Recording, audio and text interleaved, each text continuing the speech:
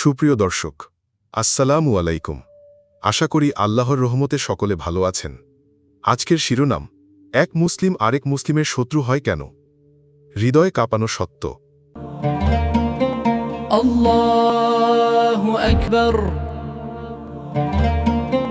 আল্লাহু আকবার। যারা নামাজে দাঁড়ায় এক কাতারে, যারা রমজানে একসাথে রোজা রাখে, যারা একই কিবলার দিকে মুখ করে দুহাত তোলে, তারা কিভাবে একে অপরকে ঘৃণা করতে পারে? এই প্রশ্নটি খুব গভীর এবং চিন্তার বিষয়। ইসলামের দৃষ্টিতে প্রতিটি মুসলমান পরস্পরের ভাই। আল্লাহ সুবহানাহু ওয়া তাআলা বলেন, ইন্নামাল মুমিনুনা ইখওয়াতুন, নিশ্চয় সকল মুমিন পরস্পরের ভাই। সূরা হুজুরাত ৪৯:১০। মুসলমানের মধ্যে শত্রুতা সৃষ্টি হয় দুনিয়ার লোভ থেকে, অহংকার ও ঈর্ষা থেকে, অজ্ঞতা ও ঈমানের দুর্বলতা থেকে, শয়তানের প্ররোচনায় ও ভুরুর বোঝাবুঝি ও গীবত থেকে। রাসূল সাল্লাল্লাহু আলাইহি ওয়াসাল্লাম বলেছেন, তোমরা হিংসা করো না, পরস্পরের প্রতি বিদ্বেষ রেখো না, বরং তোমরা ভাই ভাই হয়ে যাও। সহিহ মুসলিম। তাহলে কেন এত হিংসা, কেন এত ঝগড়া?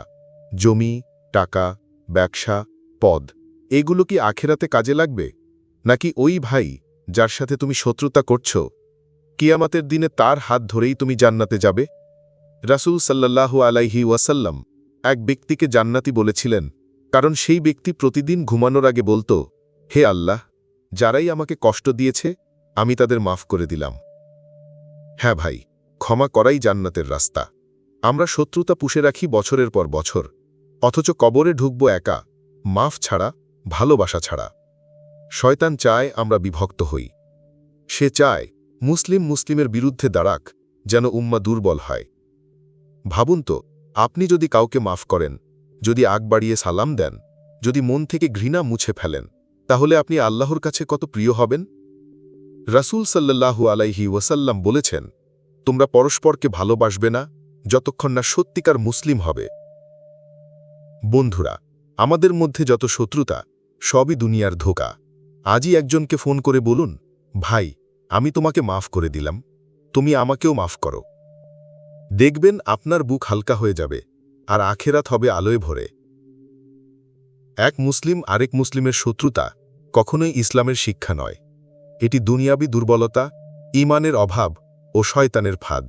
আমাদের উচিত ভাই ভাই হয়ে সহানুভূতি, মাফ ও ভালোবাসার মাধ্যমে দিনের সৌন্দর্য প্রকাশ করা। যদি ভিডিওটি আপনার হৃদয় স্পর্শ করে, তাহলে লাইক, কমেন্ট এবং শেয়ার করুন, যাতে আরও ভাই ভাইয়ের কাছে পৌঁছায় এই শান্তির বার্তা। আল্লাহ আমাদের অন্তরে দয়া ও ভ্রাতৃত্ব স্থাপন করুন। আমিন।